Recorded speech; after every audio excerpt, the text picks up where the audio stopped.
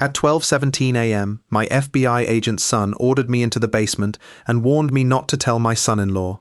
90 minutes later, I watched three strangers carry the deed to my $890,000 home out through my front door, while that same son-in-law held it open. My name is Chester Burney. I was 67, retired after 38 years as a Philadelphia fire inspector, and living in the Chestnut Hill house where I had raised both my children. I thought I understood danger. I had walked through blackened warehouses, traced burn patterns across collapsed ceilings, and testified against men who believed fire could erase the truth. I had never considered that my own daughter might help light the match. Patrick's call came without explanation. "Dad, lock everything, kill the lights, go to your workshop." Why? "Just trust me, and don't tell Daniel." The line went dead. Daniel had installed security cameras months earlier, supposedly for my protection. One of them faced the living room wall where my late wife's lighthouse painting covered the safe. At the time, I thought it was an odd angle. That detail would matter later. Downstairs, 23 restored clocks ticked around me, while two dark cars stopped outside with their headlights off. At 1:47 a.m., Daniel admitted 3 men. They moved straight toward my study. Minutes later, one came out carrying a thick envelope. Daniel received something in return. If you've ever been blindsided by someone you trusted, subscribe, because what happened next proved betrayal leaves a pattern. At dawn, my safe was open. The deed, my will, and my financial records were gone. Then my daughter Jessica appeared in the doorway holding coffee. "Everything okay, Dad?" I smiled and closed the safe, because by then, I knew the theft was only the beginning. Jessica was 42, and once she had been the child who sat beside me while I repaired clocks. She used to hand me tiny screws and ask how I knew where every piece belonged. "Time tells you," I would say. "Watch long enough, and the pattern appears." 3 years before that midnight, she married Daniel Harris, a smooth real estate consultant with expensive shoes and no visible clients. 2 years later, they asked to move in temporarily. Daniel was between projects. Jessica said they could help me as I got older. Help became control.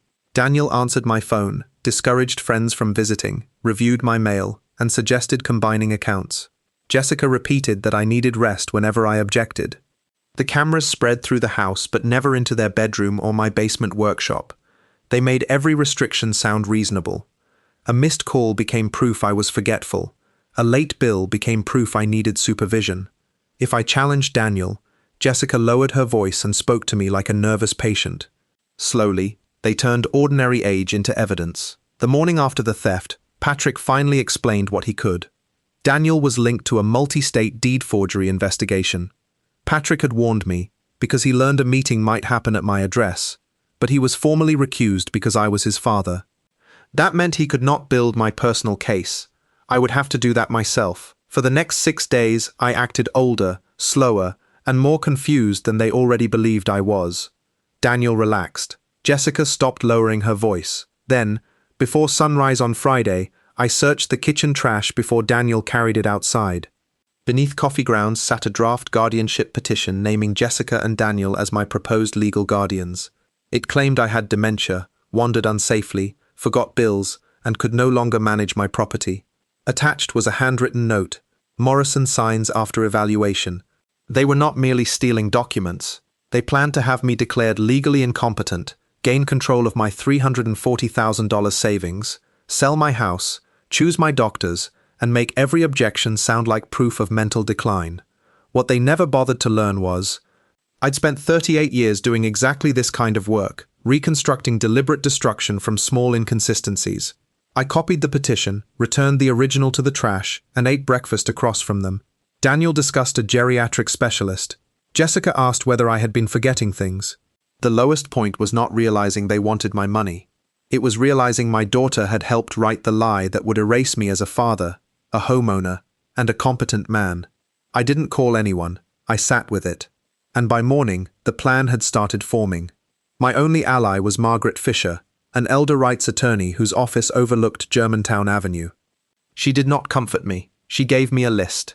First, an independent cognitive examination. Second, new locks and account restrictions. Third, evidence gathered legally and quietly. Dr. Robert Hill at Chestnut Hill Hospital tested my memory, reasoning, judgment, and financial understanding for nearly 2 hours. His report said I showed no cognitive impairment and could manage complex decisions independently. He also documented that I understood my assets, my family relationships, and the consequences of every legal choice I was making. That was evidence beat 1. Evidence beat 2 came from Keystone Federal Bank. Margaret requested an internal review, and the bank found 3 failed login attempts using Daniel's device, followed by an online request to add Jessica as an authorized controller. The request had been rejected because my in-person signature was missing. Daniel had been impatient. Evidence beat 3 came from the house itself. I reviewed the camera system he had installed. He had given me an owner login during setup, assuming I would never understand it.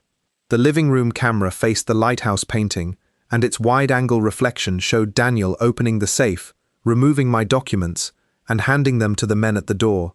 He had installed enough surveillance to monitor a prison, then recorded his own crime. Dark humor, but I took what I could get. Margaret preserved the original files, created verified copies, and documented the chain of custody so Daniel could not later claim the video had been altered. She also prepared a subpoena for his communications if he filed the guardianship case. During all this, he grew bolder. He scheduled an appointment with Dr. Morrison without my permission and told Jessica they would file within 3 weeks. At dinner, he asked me to sign a medical release. I pretended to misunderstand where my name went, and I know how that sounds, but playing helpless in my own kitchen was harder than entering any burning building. Every night, I ate alone in my workshop and remembered Jessica at 10 years old, asleep beside a half-repaired mantel clock. Part of me still wanted to carry her upstairs and protect her.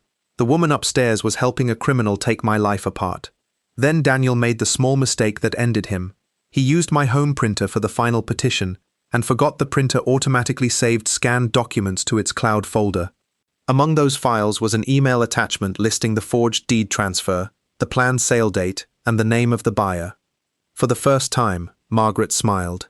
Margaret moved in 4 clean steps.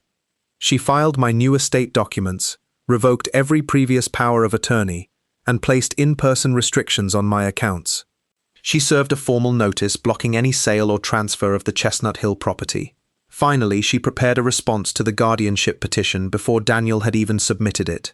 Nothing was announced. No threatening letter appeared on the kitchen table. The strength of the plan was that Daniel continued believing I was isolated, frightened, and too confused to understand the paperwork gathering around me. The clue from that first night now paid off. The camera aimed at my wife's lighthouse painting had not been placed badly. Daniel positioned it there to watch whether I opened the safe. He used surveillance to study me, isolate me, and prove I was confused. That same surveillance showed him stealing the deed. The weapon he built against me became the evidence that broke him. We let Daniel believe his plan was still alive. The bank continued rejecting remote requests without explaining why. Dr. Morrison's office told him the evaluation remained scheduled.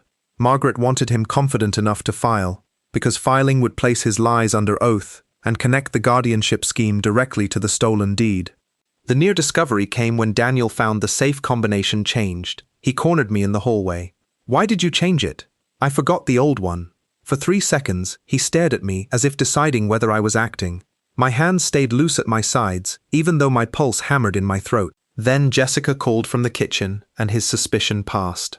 The following Monday, they filed in Philadelphia County Orphans Court. Margaret responded that afternoon with Dr. Hill's report, the bank access logs, the stolen petition draft, and the preserved camera footage.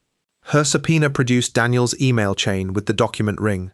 One message said the house could be sold as soon as the old man becomes our ward. Evidence locked.